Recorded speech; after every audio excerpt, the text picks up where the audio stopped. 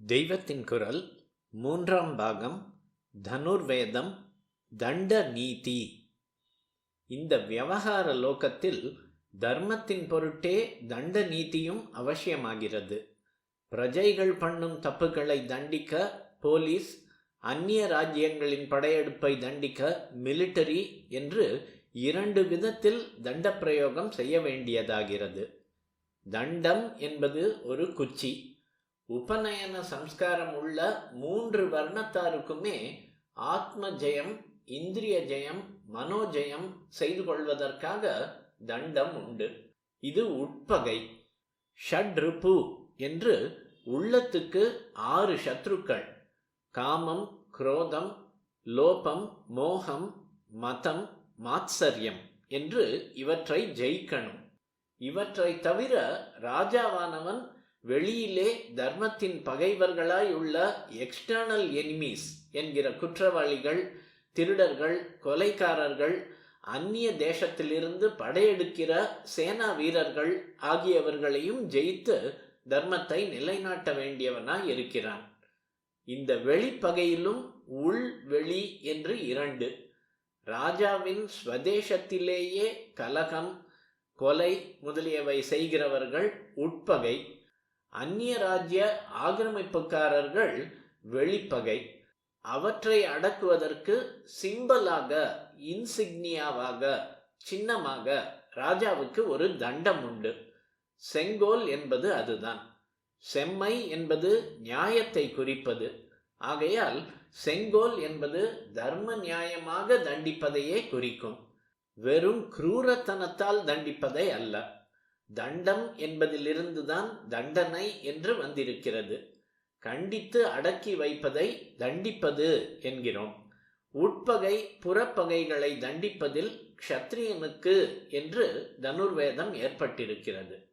சண்டையும் ஹிம்சையும் விவகார உலகத்தில் அவசியமாய் இருக்கிறது என்பதற்காக எல்லாரும் தேக பலத்துக்கு முக்கியம் தந்து அதையே பெரிசாக வளர்த்து கொண்டு யுத்த அபியாசம் பண்ண வேண்டும் என்று நம் பூர்வீகர்கள் வைக்கவில்லை. க்ஷத்ரிய ஜாதி என்கின்ற ஒன்றையே இதற்கு அதிகார புருஷர்களாக வைத்தார்கள். எல்லா கலைகளையும் சாஸ்திரங்களையும் கற்றறிந்து அந்தந்த ஜாத்தியாருக்கு உரியவைகளை அவரவருக்கு கற்றுக் கொடுத்தது பிராமணன்தான். அவனுக்கு ஏற்பட்ட 6 தொழில்களில் ஒன்று இந்த அத்தியாபனம், அதாவது டீச்சிங் ஆகும். ஆனால் இவன் மற்ற ஜாத்தியாருக்கு யுத்தம், வியாபாரம் முதலிய எல்லாவற்றையும் சொல்லிக் கொடுக்கலாமே தவிர தானே யுத்தம் பண்ணப்படாது, வியாபாரம் பண்ணப்படாது. வேதத்தை ரட்சித்து கொண்டிருக்க வேண்டியதே இவனுக்கான ஸ்வதர்மம். பரசுராமர், துரோணர் போல தாங்களே யுத்தம் பண்ணின பிராமணர்கள் எக்ஸப்ஷன்கள் தான், விதி விலக்கானவர்கள் தான். அவர்களை எதிராளிகள் இதற்காக ரொம்பவும் மட்டம் தட்டி பேசி இருப்பதையும் பார்க்கிறோம். ஜெர்மனியில் சகல ஜனங்களுக்கும் யுத்த பயிற்சி தந்ததில்தான் அவர்கள் மதோன்மத்தமாகி வேர்ல்ட் வாரை உண்டாக்கிவிட்டார்கள். நம் சாஸ்திர ஏற்பாடு இப்படி அல்ல. அதற்காக அஹிம்சை என்று ஓவராக போய் நம்மை பயந்தாங்கொள்ளிகளாகவும் தோற்றாங்கொள்ளிகளாகவும் வைக்காமல் க்ஷத்ரியர்களுக்கு என்று தனுர்வேதத்தை தந்திருக்கிறார்கள். மற்ற அரசர்களால் தன்னுடைய தேசத்துக்கு ஹிம்சை நேரும் பொழுது செய்ய வேண்டிய தண்டோபாயத்தை சொல்வது தனுர்வேதம். அதன்படி ஒரு அரசனானவன் எப்பொழுதும் சண்டை செய்ய தயாராக இருக்க வேண்டும்.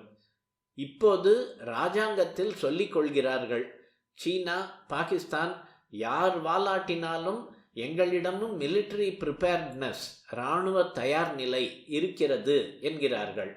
வாஸ்தவமாகவே தயாராயிருப்பது ஒன்று. அப்படி இல்லாவிட்டாலும் எதிரிக்கு தைரியம் கொடுத்து போகக்கூடாது என்பதற்காகவும், நம் ஜனங்களே டிமாரலைஸ் ஆகிவிடக்கூடாது என்பதற்காகவும் தயாராய் இருப்பதாக சொல்லிக் கொள்வது இன்னொன்று. இது டிப்ளமசி என்ற ராஜதந்திரத்தின் கீழ் வந்துவிடும். 2 விஷயங்கள். நாம் சேனைகளையும் ஆயுத ஸ்டாக்கையும் ரொம்ப ஜாஸ்தி ஆக்கி கொண்டாலும் அப்படி சொல்லிக் கொள்ளக்கூடாது. அப்படி நமக்கு யுத்த வெறி அதிகம் என்று மற்றவர்கள் நினைக்கும்படி ஆகும்.